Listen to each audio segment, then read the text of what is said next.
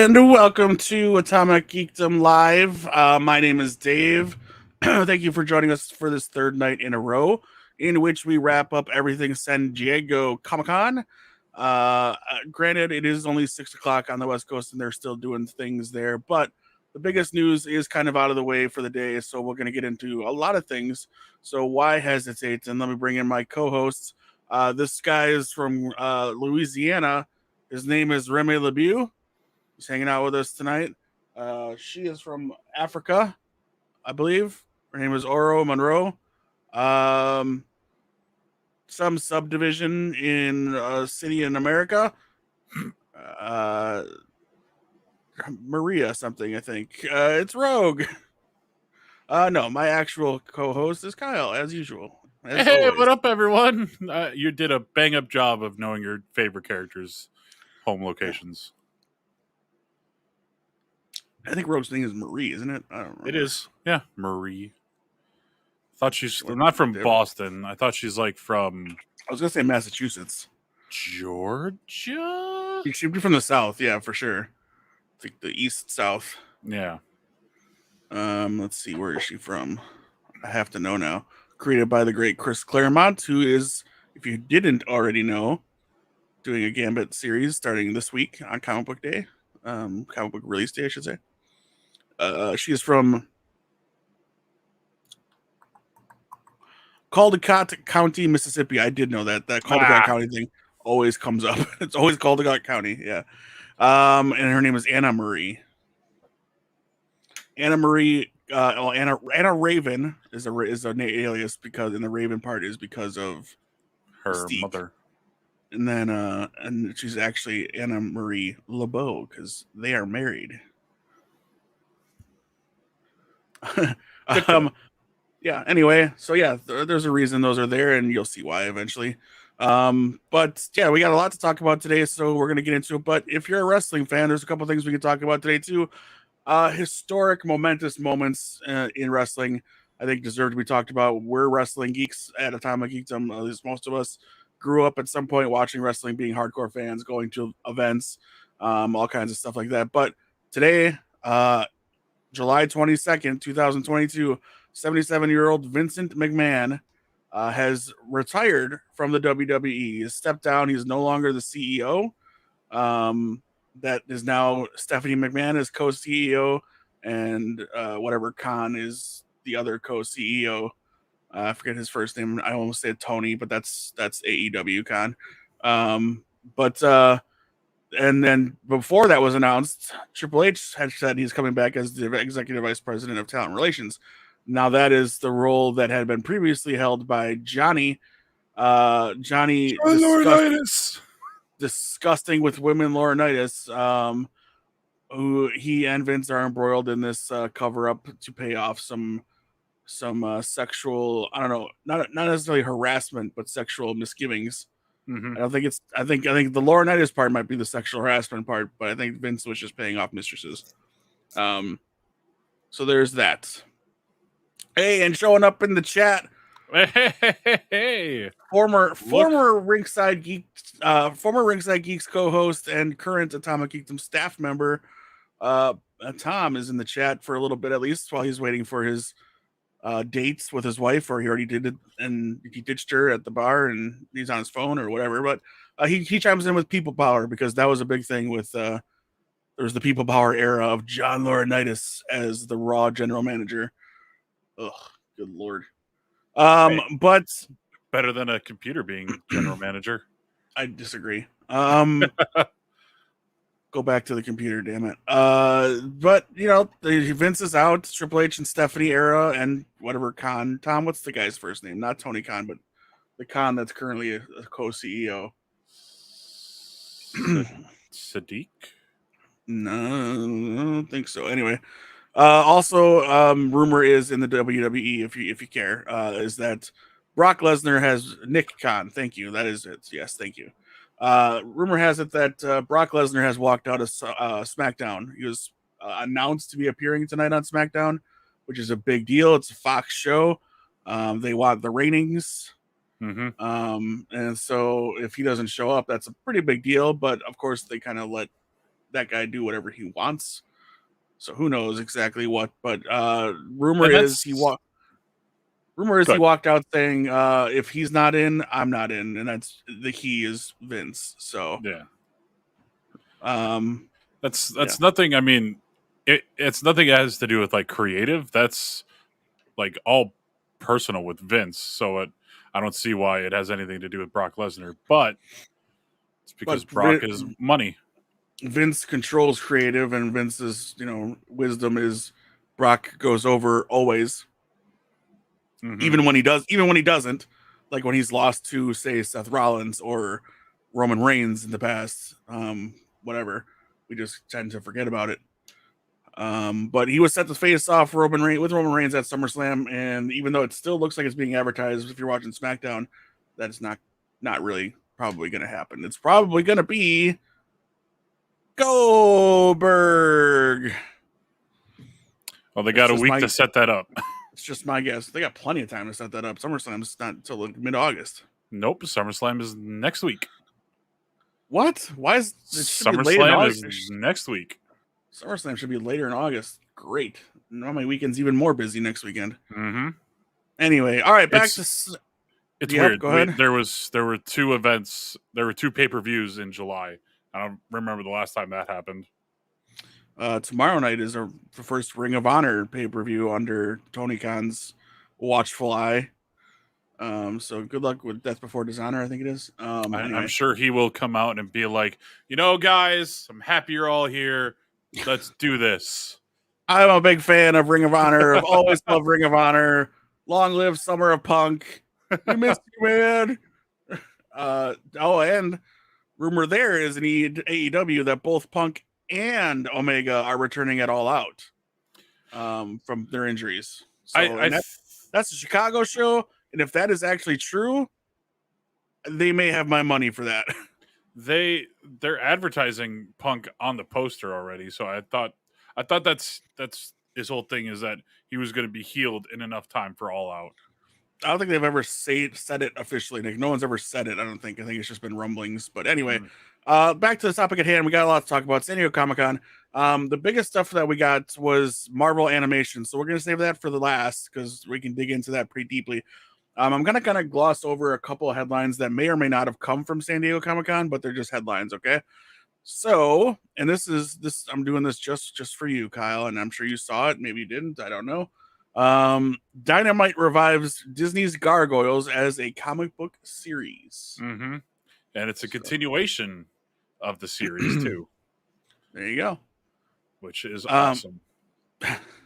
All you Gargoyle fans, like we were talking about last night, we were talking about toys. Mm-hmm. Star Wars news. This was not announced on San Diego Comic-Con because there's no Star Wars panels there really that I know of other than like Star Wars fans leading those panels or podcast hosts or whatever. But anyway, through Instagram, it was revealed yesterday, I think, that Amanda Stenberg has been cast to be in Disney Plus series The Acolyte. She is a non-binary actor. Excuse me. She was Rue in the Hunger Games. Wow, that's who this is? Little girl Rue. Holy cow. And then she was in The Hate You Give. Yeah. So The Acolyte takes place a century before the prequel trilogy. It's the High Republic era, which they've just been releasing all those books about for. It's pre-war era Jedi, but it's not without conflict. The Viking-like Nihil serve as the villains of this universe. A young Yoda may appear, but the time frame rules out most other cameos. Russian doll co-creator Leslie, I think that's how you say that, Headland, serves as a showrunner for a series described as a thriller with martial arts elements. Stenberg's role remains undescribed as yet, but who cares? Let me be surprised. Let's just go into it that way. So there we go. We got our first cast member for The Acolyte, and a little bit of backstory there. Let's see. Shoot, closed the wrong thing. Mother. Gremlins star Zach Galligan, he's the main actor in both Gremlins movies, is a guest role in The Secrets of the Mogwai. I think it's a cartoon. Yes. Yeah. And I think I'm gonna pronounce her name wrong. Ming Nong Wei. is When? also yes. Uh, That's I'm again it's gonna not her. pronounce it wrong. It's Sandra Oh. I thought she was in it. Let me go ahead and say what I'm scanning here. I don't see her name in this I know article she's. whatsoever. Oh, okay. Well, I thought she was going to be in there, like voicing one of the characters. So that's Yeah, why I I don't was see her. going You to can say. look it up, but she's not in this article with the cast at all. Oop, wrong Canceled. button pushed. Continue on. She's going to be in at least one episode of the animated prequel. He had last hung out with Gremlins in 1990, but he also reunited with Gizmo in a Gremlins themed Mountain Dew commercial in 2021. She is going to be in it If you say along so. with BD Wong. Yeah, hang on, I'll get to that. He's not in this list either, so I don't know if that's accurate. Obviously, he isn't playing Billy since the show takes place in 1920s Shanghai. But Galligan promised that the creators gave him a cool character to lend his voice to, which it's just a voice, so you don't need to be visual. So, and longtime Gremlins fans won't be disappointed. Notable star. Oh, I'm sorry, these are guest stars. That's why. Okay. Galligan isn't the only notable guest star on the series call sheet. Others announced were Sandra Oh, Randall Park, who I love, George Takei, and Bowen Yang will all have roles to play when the show finally premieres. Unfortunately, they didn't reveal any info about their characters. So for now, fans will have to settle for a video message from Randall Park, who lamented not being able to visit the Comic-Con in person, but a little video you can watch if you want on YouTube. What is this going to be on? Is this HBO Max? Okay. All right, so that's cool. I'm for all us Gremlins fans out there. I think that's cool news. I think it's fun. All right. Outside of the Marvel animated panel, that's all the news I have. What do you got? There is going to be a new Batman and Spawn crossover. This is the third time that they've done it. The first time was Batman Spawn War Devil in 1994, and then a one-shot Spawn Batman by Frank Miller and McFarlane. DC is also going to be reprinting I have that those. book. I think I do as well. It actually, Sorry. Had. I think I have it, and I have currently right now is my phone's lock screen background, which you probably can't see, is Yeah, you can see. Spawn and Batman. Is that the Dark Knight Rises type style run or jumping or Dark Knight Returns? Yeah, style. And I think it actually might be the Mine is the Toidles. Turtle Power. So it's a one Yes, shot. We're nerds, everyone. It's a one shot for now. So it's going to be releasing on December 13th. It's 48 pages and one where Batman stands on top of Spawn and another where Spawn is victorious over the Dark Knight. Wrong solo. Yeah. Who else is going to be doing this? It's going to be Todd McFarlane and Greg Capullo. So that's cool. Both McFarlane and Capullo have collaborated on. McFarlane's writing and Capullo is doing the art. Yes. Okay. They started work. They did work together on Spawn 16 through Spawn 103, and then Greg Capullo famously did Batman with Scott Snyder for the New 52 run from like their issue 1 to well over 50 I think well over issue 50. Yeah. So that's cool.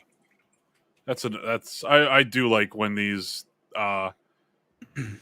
comic companies cross over. Oh, I was exactly right. 51. Oh, nice. He didn't do issue 12, 18, 28, because these are all special issues. 48, 44, and 49. Oh, wow. Still, that's plenty of issues. But yeah, with Spawn from 1993 to 2000, he was working on it, and then 2019 he did something. He did the first 3 issues of Angela in 1994, which I always liked the Angela books. And now she's Marvel, which is crazy. Yeah, and then oh yeah, okay, yeah, that's it. All right, go ahead. Sorry. Oh no, that was it. I mean, do we want to talk about X-Men next, or the comic, or do we want to just We'll go in order. okay? Actually, first let's get this out of the way. Lord of the Rings: The Rings of Power also had a panel today, right? That was today. Had a Um, panel, and a new trailer was dropped as well. So this is their right. third trailer and a second one within a week. I'm gonna say I'm not going to list the cast members because I can't read. This all looks like somebody just fell asleep on the keyboard with these character names. It's also a lot. Um, the show premieres on Amazon Prime on September 2nd. I was shocked to hear what you had to say about it, so I'm going to let you take the floor here and explain I and a bunch of my why. friends are not excited for it because we had thought that the Rings of Power were going to be, you know, an adaptation of Tolkien's work. Come to find out, it's just inside it, and it's actually just all original story. It's all in short terms, it's fan fiction. So So now, hold on, we got to be careful here because that's what a lot of Star Wars diehards call the sequel trilogy, and anything else that's coming up minus George Lucas.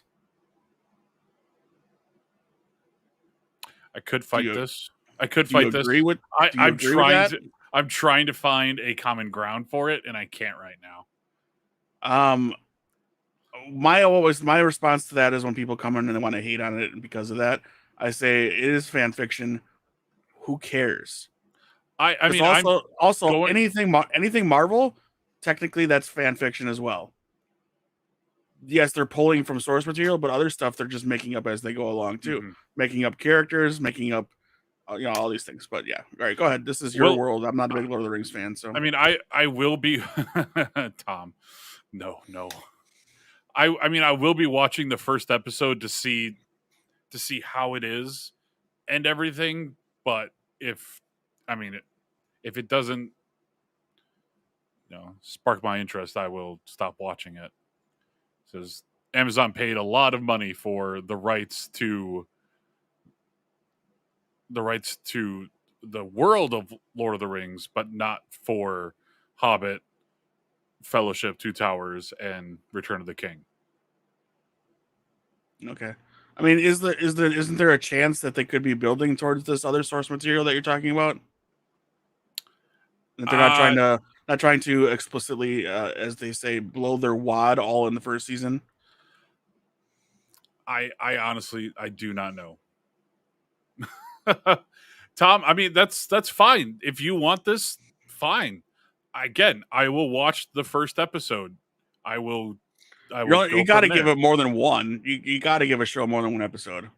Well, I can't be like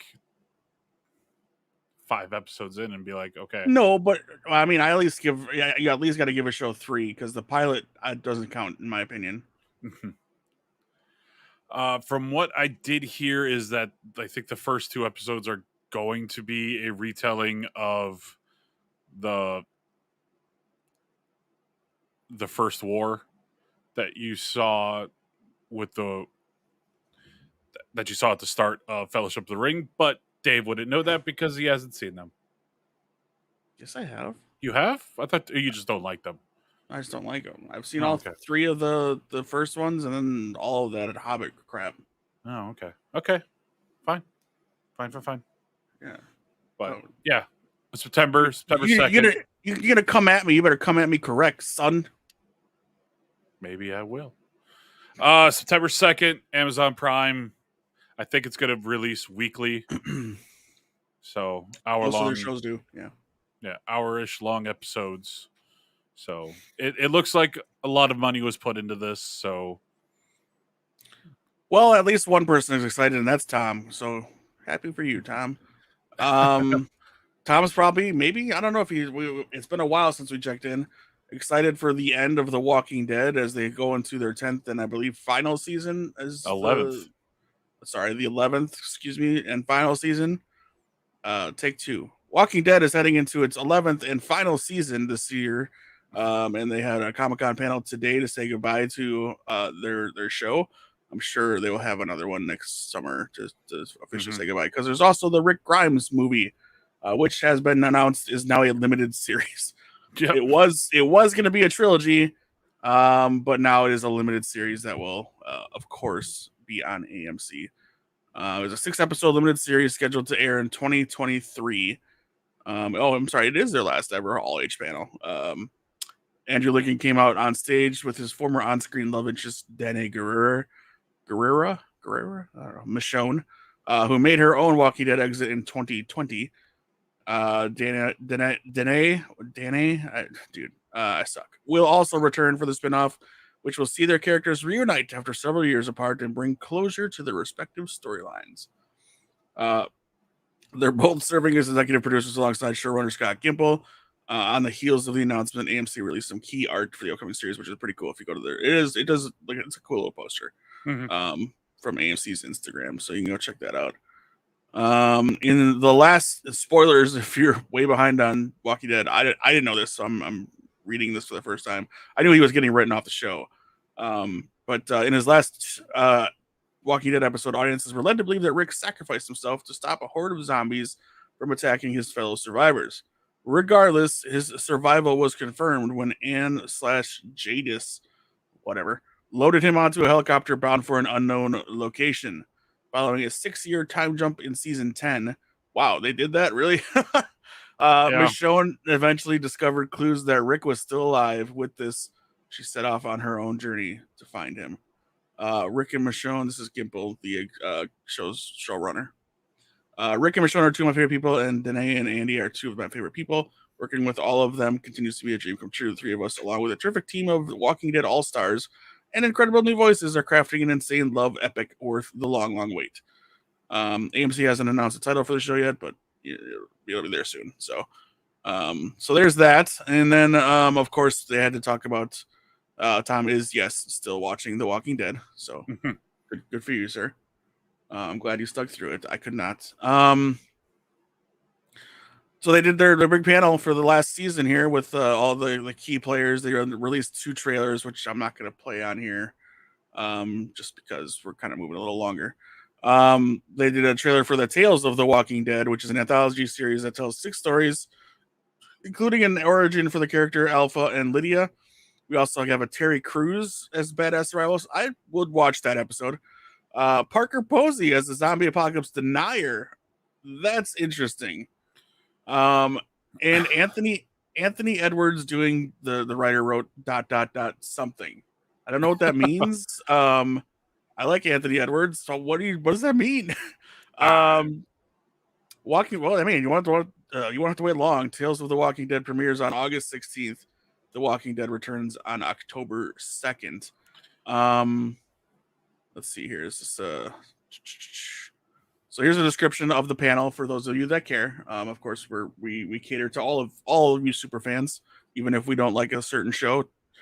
Tom, are you ready? Are you prepared? Are you salivating for this? I think he is. Pop up his reply on the screen if he does. The description of the Comic-Con trailer for final episodes, kicking off with a montage of nearly every major character along the way.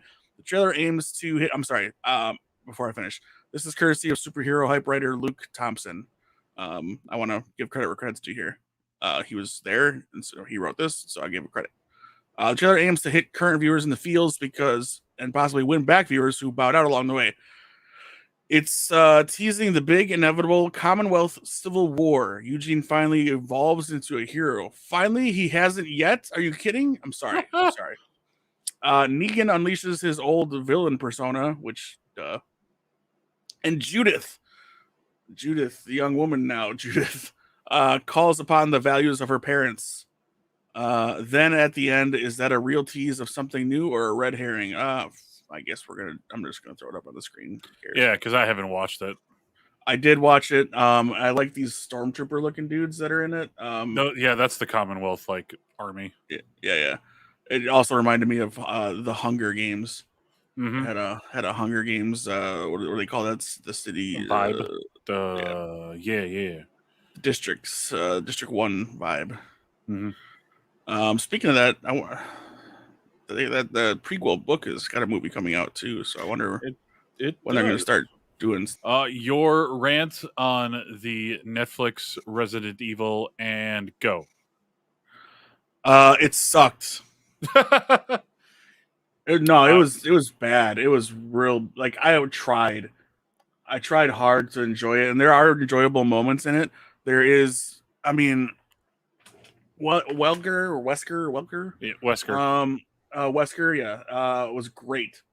Um, I really liked the performance and all things about it. I thought they did a great job with that. But my biggest concern and issue is everything else. It was not good. It was really bad.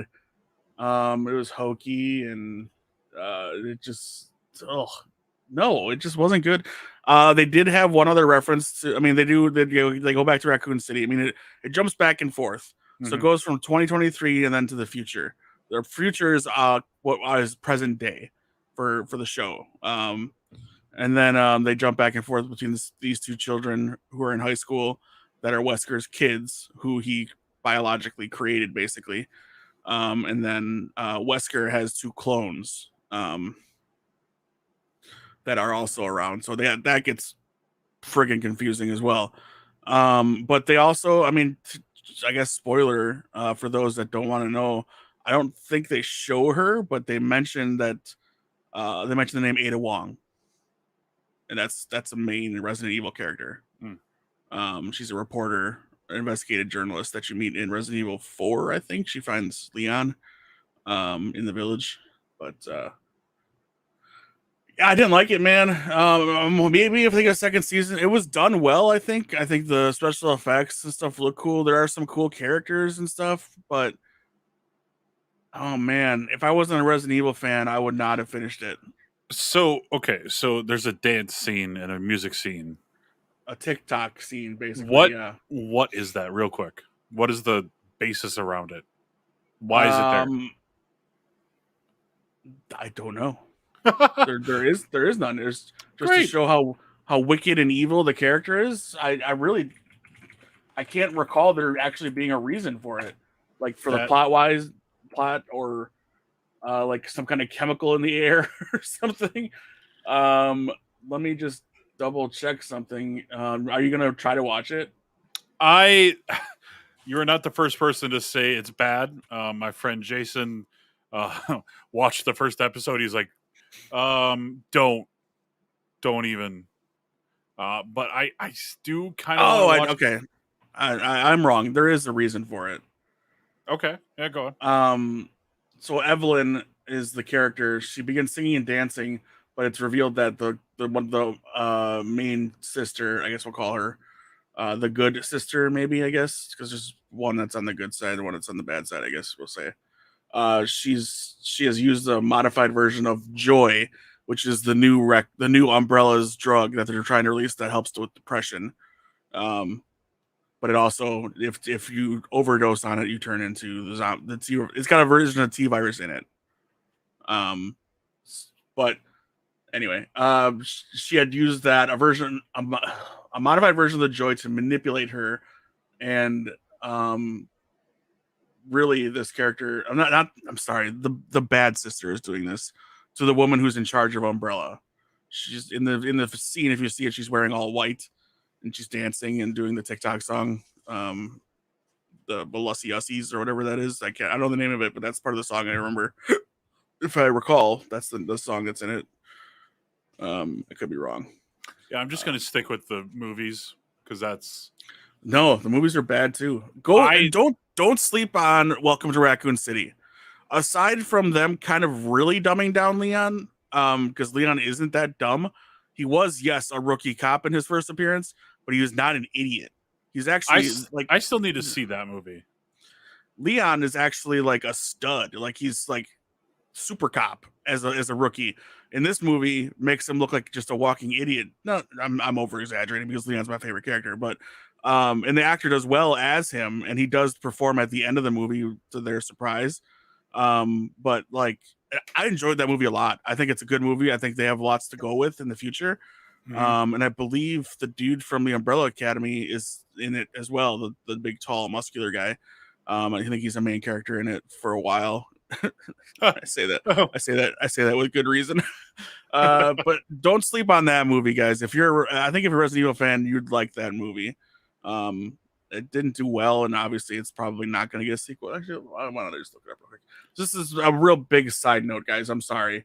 No, I have never really sat down and played Resident Evil, any of the games.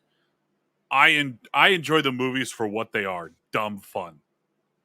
I got the gist of I got the Tom's gist. official review of Resident Evil: Welcome to Raccoon City is it didn't It suck. sucked.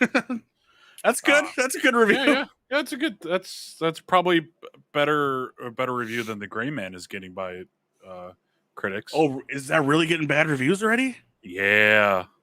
Oh man, I was gonna sit down and watch the movies tomorrow, and that was gonna be So one of the them. critics are here. The audience is here. Okay, all right, that's fine. That's fine. Yeah. That's how it usually is with that kind of stuff. So, Well, it's one one critic I think I read was like, because it's not by the backing of Disney, it sucks. oh, hey Tom, check this out. It's the CM Punk flag.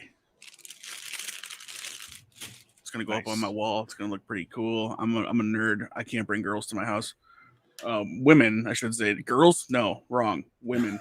Yes, Resident Evil, Welcome to Raccoon City stars K.S. Scudolero, Hannah John Kamen. If you saw Ant-Man and the Wasp, she played the villain, Ghost, the villain. Robbie Umbel, who, if you're a fan of our show, you know that name very well. He's also done a lot of good stuff outside of the CW verse. Tom Hopper, Avon Jogia, Donald Logue, great actor, and Neil McDonough, also great actor. Isn't Chad Rook in the movie as well? Chad Rook is a member of the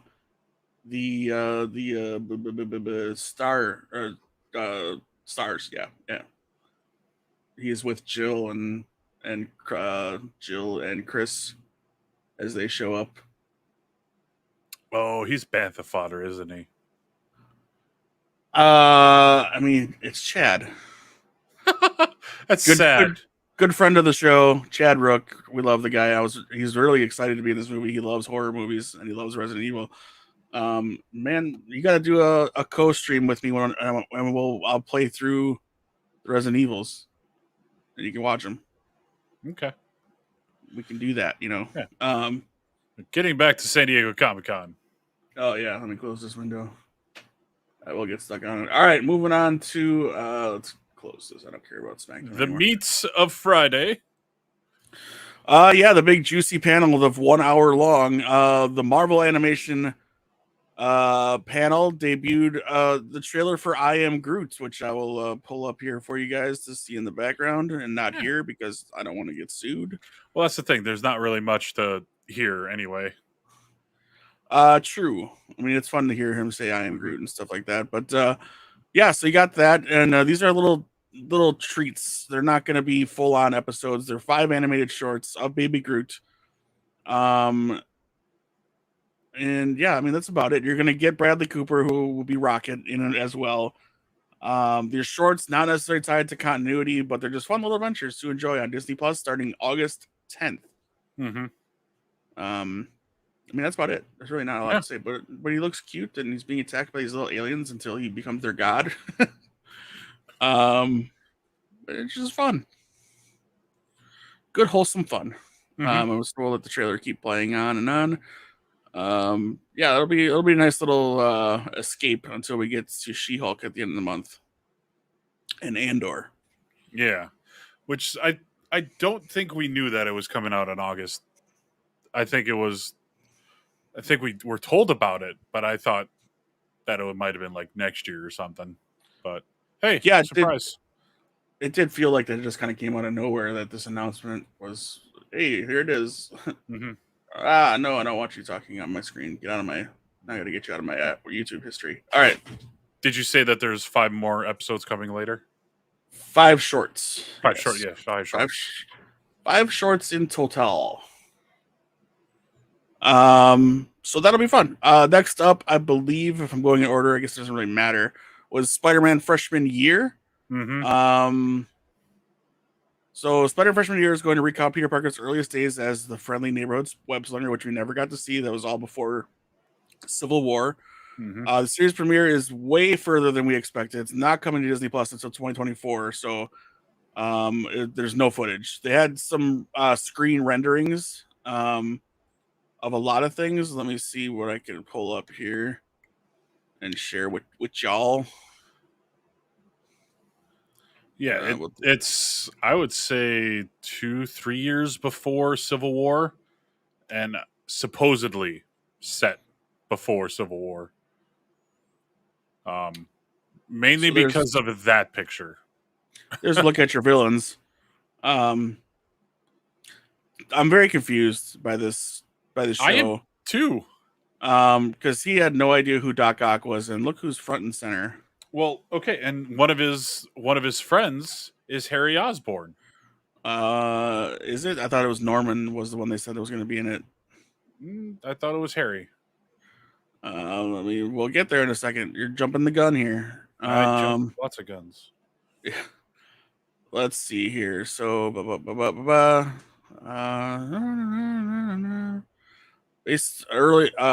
based on early character designs, the show might share a looser connectivity with its live-action forebears than we thought. Homecoming led us to believe that Vulture was Peter's first real supervillain, but freshman year wouldn't have been a very compelling show if it was just, bank robbers and traffic accidents. So they included Doc Ock, which is ignoring the Alfred Molina appearance in No Way Home. Chameleon is in there. Rhino, I saw Scorpion. Norman Osborn will have a role as well, but rather than becoming the Green Goblin, the character will act as a mentor figure to Peter, which again is bizarre because he knew his name. Yeah, he knew his name in the show, or in the movie. So that's kind of odd. Here, let's give you this picture. Uno momento, so you can see what it looks like. It looks like this. There we go. There's Norman, and I'm guessing Aunt May. Mm-hmm. It's gonna make some Tony Stark fans mad. I'm saying. I'd say. And there's Spidey and Norman, so you gotta wonder what's happening there. Yeah. They're wondering if you're wondering if Tom Holland is actually going to be the voice. We don't know yet, but we did hear about one particular person that will be involved. Go ahead with it. And reprising his role as Daredevil / I forgot his name. Matt Murdock. Matt Murdock. My mind went blank. It's been a day. It happens. Charlie Cox in a very interesting suit. It's kind of Daredevil season 1 with the Daredevil mask with these red lines. Just make it all black, please. Just all black and gray. I don't like these stupid lines that make him look like Cyclops. I don't like it. I don't like it. I don't like it. And then I just don't like it at all. I hate it. The animation looks great because it reminds me of comic book. Do you see it? Yeah. I guess. I like it.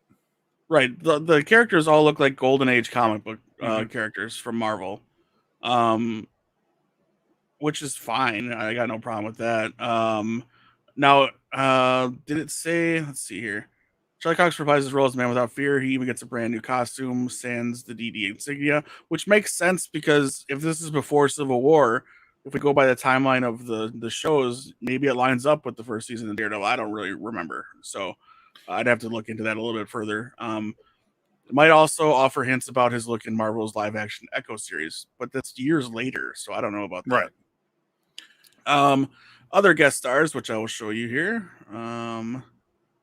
include this guy.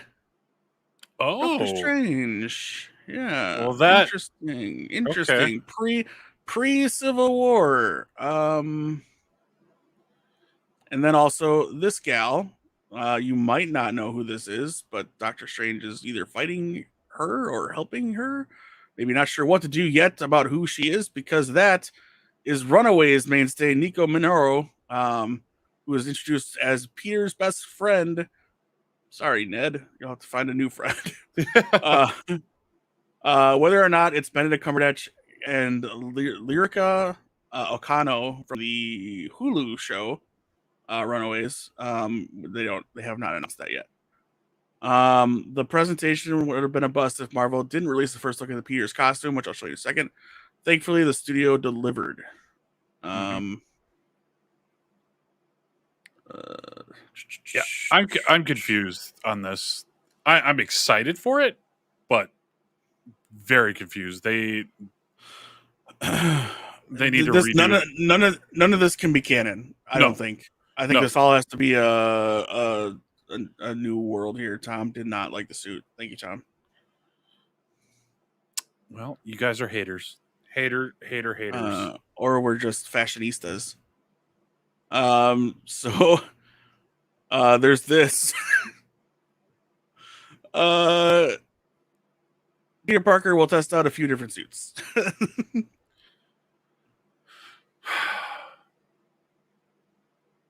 So it's not canon at all anymore. It is not. It can't be. No. Why even bring it up? I mean, okay. You know what? This is set on a different Earth. That's what it is. It kind of has to be, I think. Yeah. I don't know why they would say that. Idiots.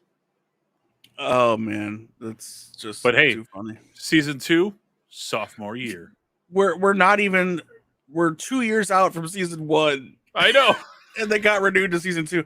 We don't even have one completed episode yet. It's not even done. If it's gonna be good or not. Right. It's not even done. It's just dude. Anyway. That's what tomorrow.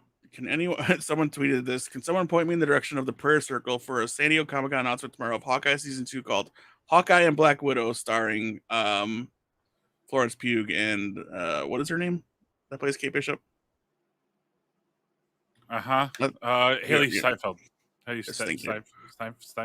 Pop sensation that shows up on my For You page of Twitter, of TikTok forever as just a pop sensation. She's always dancing on. I don't know why that's in my For You page. Holy crap! There's a prototype of the Men in Black Neuralizer that you can get. I'm gonna need that. That's coming next year. Nope, never mind. $600 because they're only making, and this is a funny number because it's the year the movie came out. 1997 pieces, 1,997 pieces. Yeah, I can't afford that. That's great. That thing better erase memories for that price. No. Entertainment Earth has a link now to that Apocalypse figure, which is only gonna be $28 for as beefy as that dude looks. Mm-hmm. Let me show y'all. I think he's bigger than the other figures. I could be wrong. This picture doesn't show. There's no pictures of him in the packaging, so I can't help you guys out there. But look at that guy. Massive. He's angry. That's the Apocalypse I grew up with. I'm the first mutant to bow down to me in Egypt. It's a good movie, man. I don't care. Namor. No, screw that crap. I ain't with it. I was trying to find because there was another picture or a different picture of his costume for the movie. I'm trying to find it. Yeah, no, I saw it. It's very homemade. Did you retweet it or anything? I might have. If not, I can. No, don't worry about it. I'm just looking real quick. Go ahead and keep the show going. It's like a jersey with track pants and sneakers, and his web shooters are on his arms. It's very much looks like Ben Reilly. You did Daredevil, but you didn't do Spidey. Keep going. Yeah. And it's very much a prototype suit, and it looks like his backpack is what carries his web fluid. So okay, that's cool. All right, and I can help you out with one of the things you said that is confirmed, but let's do this first. Okay. Courtesy of, where are we? Who is this? What am I? Okay, good. Courtesy of, whose Twitter account am I on here? Brandon Davis BD at Brandon Davis BD. He writes for comicbook.com. He was in the ballroom 20 for this event. So here's Peter Parker, with more reddish hair than I think. I guess that's supposed to be brown though. Yeah. Looks like Archie. We go next to the comic or the costume here. So yeah, it's the similar vibe of very, very early figuring it out, I guess we'll say. Yeah. Just kind of leave it at that, I guess. Let's see here. Open in another tab because I'm gonna need to read that. And what did I confirm? That's what I'm getting to. Hang on. Excellent. Just chill, man. Let it happen. No. Let it all be organic. All right, this picture shows all of Spidey's friends that we're going to meet along the way, including, but not exclusive to, Nico Minoro of the Runaways, Lonnie Lincoln, Amadeus Cho, who is... And Incredible Hulk. Okay. Harry Osborn, and more. So there you go. Yeah. I'm guessing this is Harry? I guess? No, that's got to be Amadeus. Did they make him a football player? No, I think Amadeus is the football player. Amadeus is an Asian geek. This looks more like what that should be. Did they make Harry? Is he adoptive? Is adopted? Yeah, it could be. I don't know. Or on the very right. This one? On the very right. The right. This is the right. The various right. That one. Yep. In the green suit?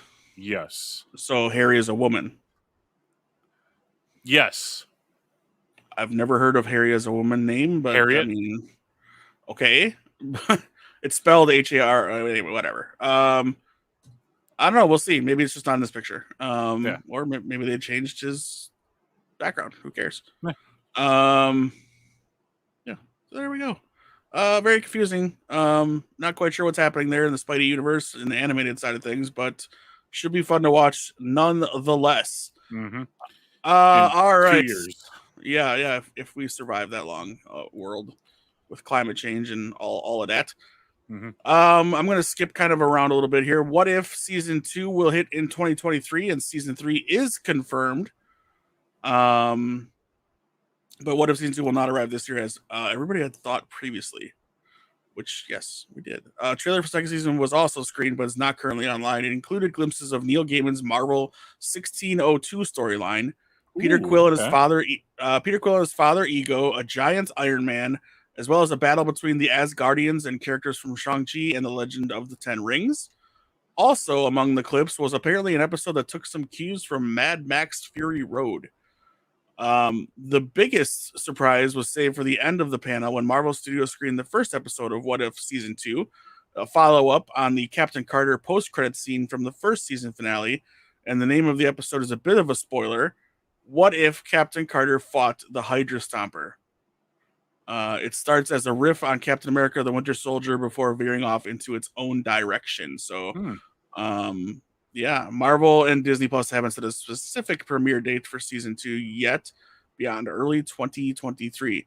And then they also confirmed that the Captain Carter that was in Doctor Strange was not the What If version of Captain Carter. They said their version would have destroyed Wanda.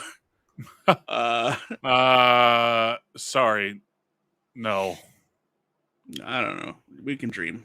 Though they can dream. Diehard Carter fans can dream because they're really upset by all of that. They got real upset. Of all the new animated projects announced during last fall's Disney Plus Day event, X-Men 97 easily was my favorite. Well, real quick before we get into that, we'll just do Marvel Zombies. First Disney's first TV MA project. It is TV, I guess. Yeah. Right. TV MA. And it's going to have a lot more new characters. It's going to have Shang-Chi. It's going to have a lot more from like Phase 4. in there as It's well. not an adaptation of the Robert Kirkman comic book. Yeah, it's going to be their own thing. It's taking place within the zombie-infested world that we saw in What If Season 1. Yeah, which is a very dark world now, because they have to figure out. I don't. Did they say that There's a zombie Thanos with an Infinity Gauntlet running around? So yeah, there. I forgot about that. So they make it back to Wakanda. I wonder if that's going to be where it picks up, but we won't know until um, 2023 later next year. let's see. The first concept art showed zombie Captain America and Scarlet Witch alongside zombie-infected Captain Marvel, Winter Soldier, Hawkeye, Abomination, and Okoye. The villains of Marvel Zombies, Hawkeye, Scarlet Witch, and Bucky. They got some promotional artwork there as well. The heroes that we're going to get introduced to: Shang-Chi, Kate Bishop, Yelena, and more, including the Red Russian. So let me show you this picture. This is cool. I like how Shang-Chi looks in this. It looks very much like Gambit and the Externals from Age of Apocalypse.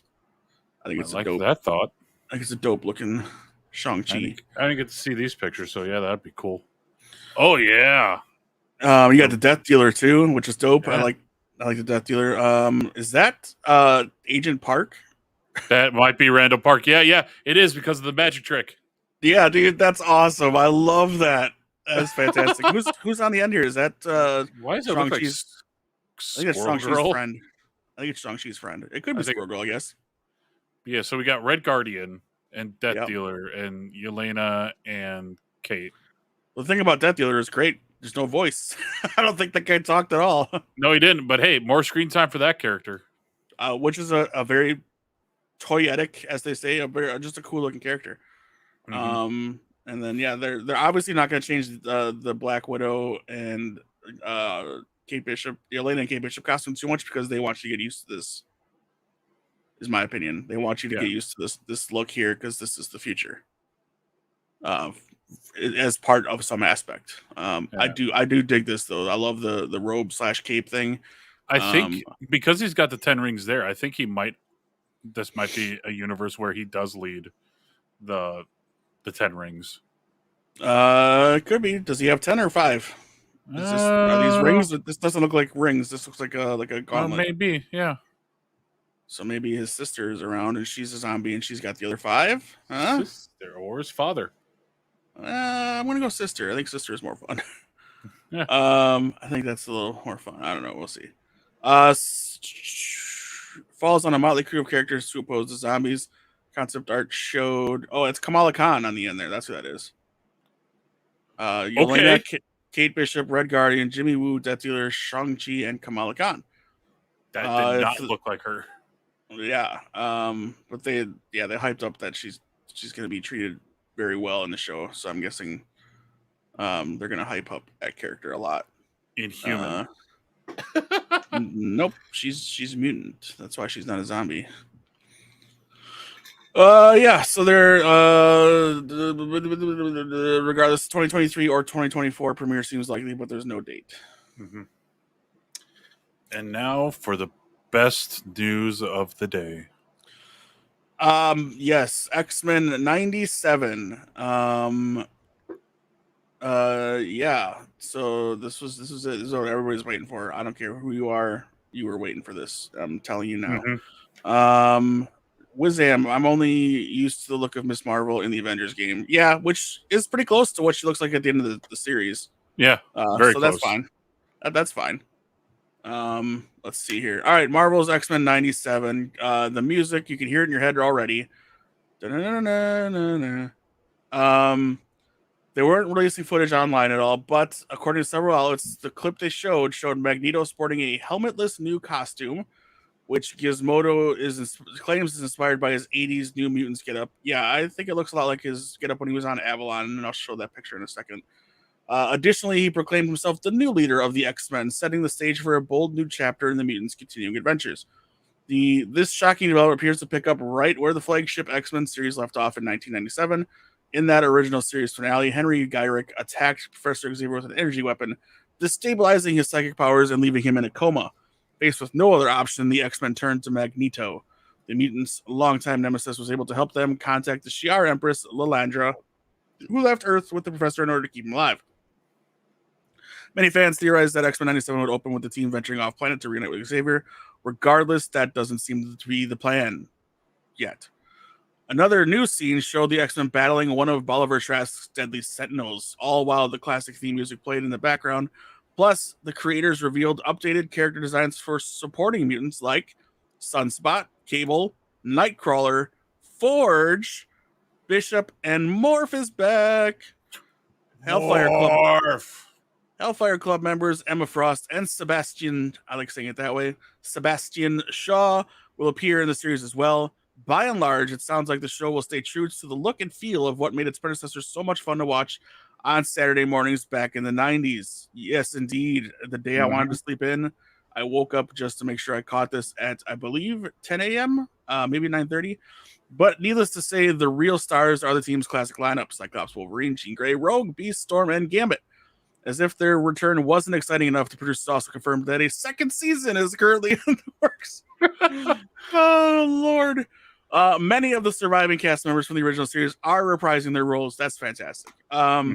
Returning performers will be Cal Dodd, Wolverine, Lenore Zan, who is Rogue, George Buza, who is Beast, Catherine Disher, Jean Grey, Chris Potter, Gambit, Allison Seeley Smith as Storm, Adrian Hoff as Nightcrawler, and Christopher Brighton as Mr. Sinister.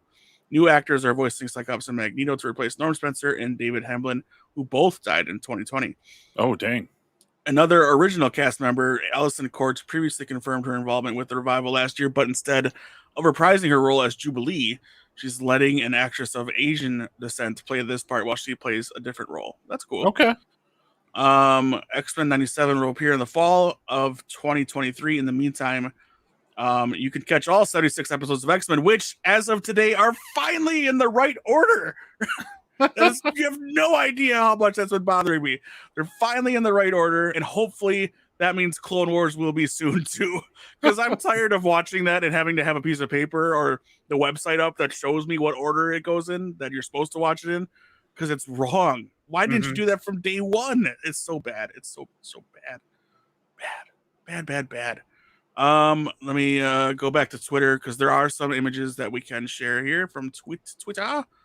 Who do they say is going to be the main overarching bad guy, seeing that Magneto is now in the leader of the X-Men? Well, I said his voice actor name, so who do you think? Apocalypse. No, wait, MODOK. No, wait, Arcade. Nope. Got it. It's Toad. No, the Morlocks. You're close with Toad. Darn it. Sinister.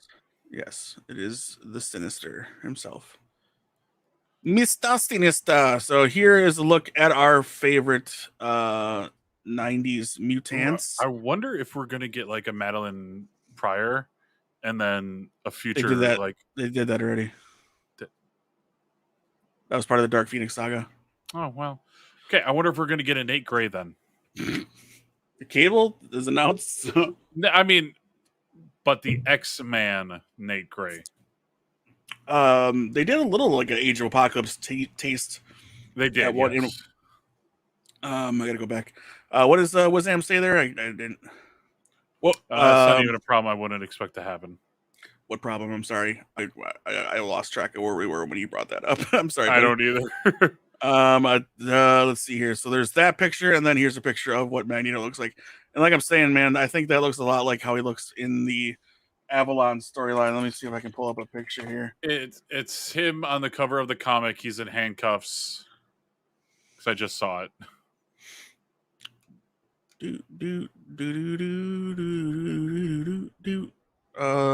It's him with a slave island, Savage Island rogue, looking almost naked. Thank you for that.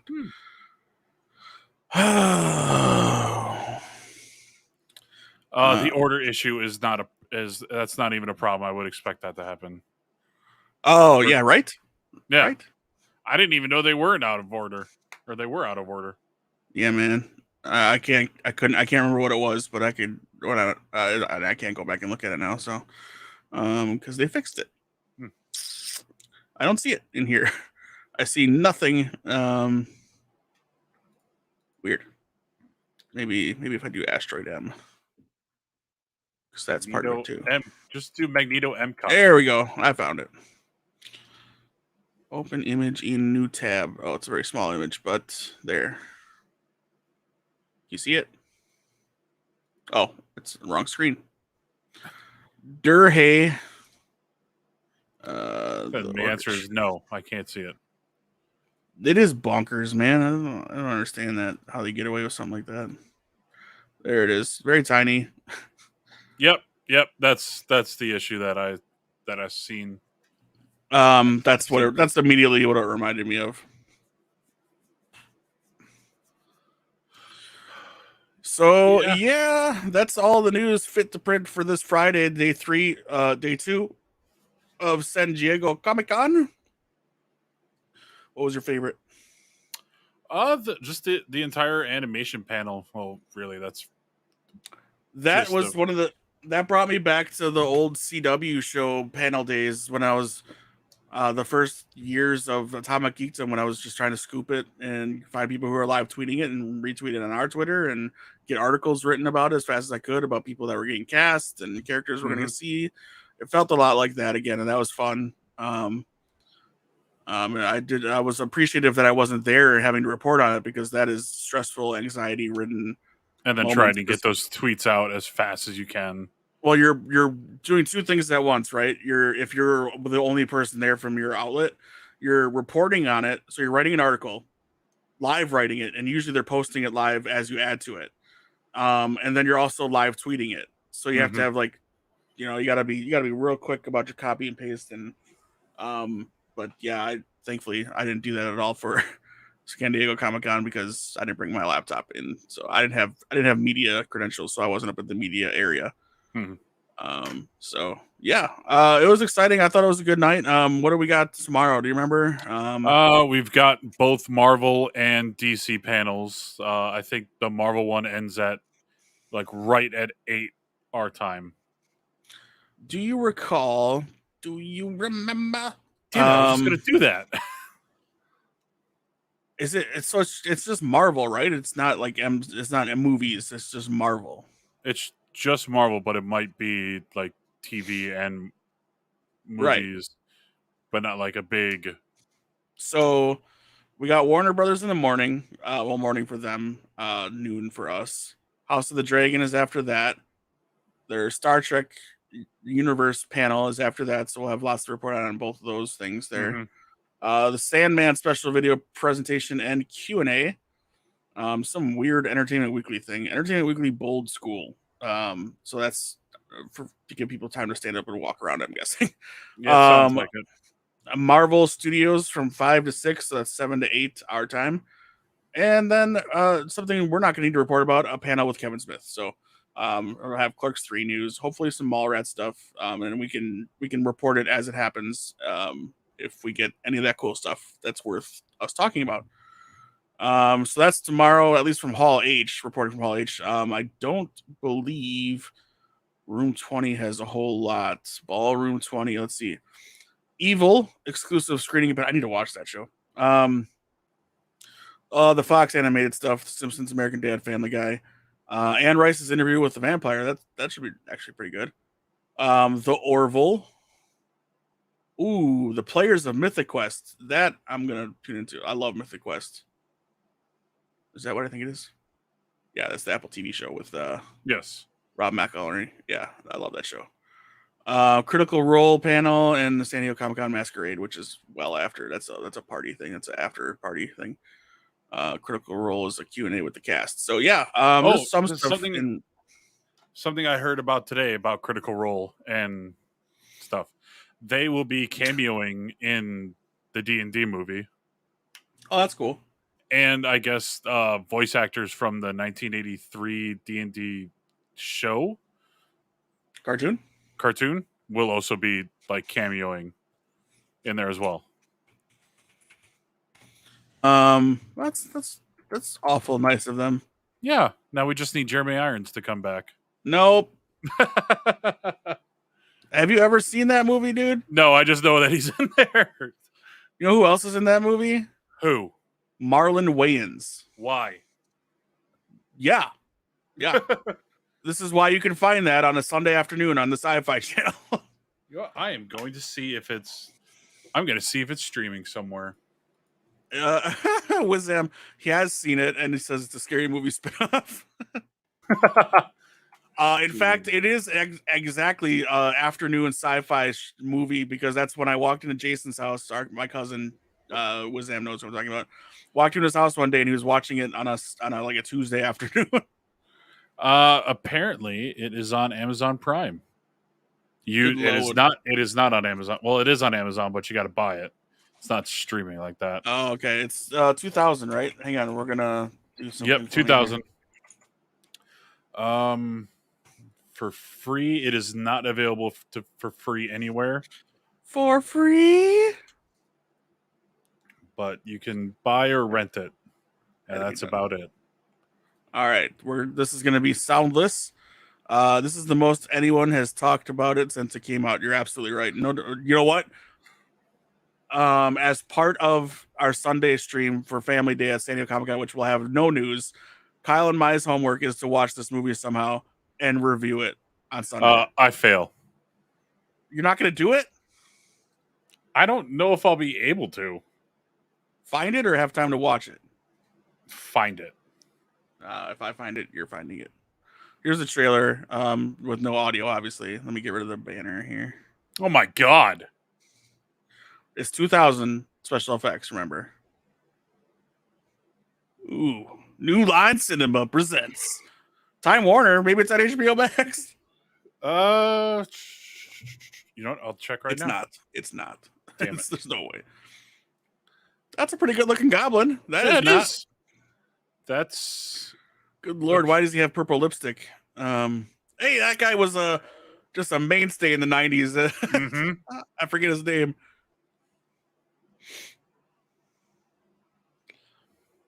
Pre Lord of the Rings CGI. The girl from 6 Feet Under is in this. There's Marlon Wayans and this typical 90s hairstyle dude. I can't remember his name. I gotta look up the wiki in a second. Nope, it is not on HBO Max for sure. I knew it wasn't. Just when you think you're safe. Look at that armor. That's pretty shiny. Oh, quicksand carpet. It's a Money Pit ripoff. Oh, she's gone. That guy's got the most silver of lipstick and reddest of ears. Oh, that's kind of cool. Not great. 90s white guy. Your typical 90s white guy. Just when all seems lost, roll the dice and see what happens. They need to say that. Use the dice in here. I want them to say in this movie, well, let's roll the dice and see what happens. I just want that to be like a throwaway line. So what? So Michelle Rodriguez is in the new. Yeah, you're gonna do the joke. Yep, go. All right, okay. I'll play along. No, I'll play along. I'll play along. Okay. I'll play along. So she's playing a barbarian. What are 2 traits of a barbarian? They're mean. Is that they have a wild temper, and one of their special skills is that they have enhanced speed. Sure. So Michelle Rodriguez is the Fast and the Furious. I hate you. I hate life. I don't want to live on this planet with you anymore. Yeah, I saw that. I saw that TikTok too. Yeah. American Online Gamer. Oh, yes. No, that was worth it just for that. I need to go back to that. That is quintessential early internet.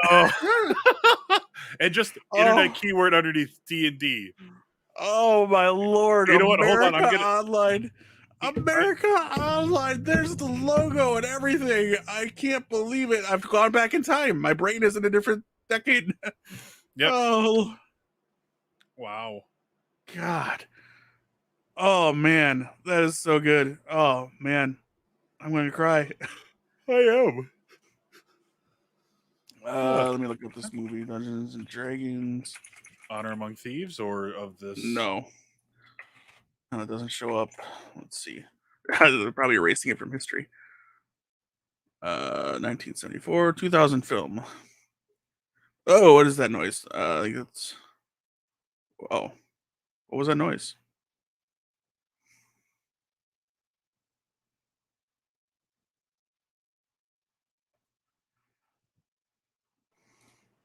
What happened? I hit the back button on my mouse on the wrong screen. Wow. So we got Justin Whalen is the rogue and thief, and that's the quintessential '90s dude. Movies. He was Jimmy Olsen in Lois and Clark. That's how I recognize him. So the '90s stuff he was involved with is mostly TV. That's why Wonder Years. He did a couple episodes. Blossom. Yeah. Movie wise, he did. Oh yeah, he's the main character in Dorm Days 2, or one of the main characters. National Lampoon's Dorm Days 2, not 1, but 2. 1 wasn't even that good. Child's Play 3. That's probably why. Child's Play 3. Disney Channel's Suzy Q. He does look like he would be a Disney guy. He who does is look. The girl? Thora Birch. Is that the girl from 10 Feet Under, or what is it? She's in the 10th season of The Walking Dead. Quite the connection. Oh yeah, she's in American Beauty. I do recognize her from her picture here. Yeah, she did commercials for Burger King, California Raisins. The California Raisins. Does anybody remember that? I do. Oh, it's only an hour. Oh, this movie's only an hour and 47 minutes.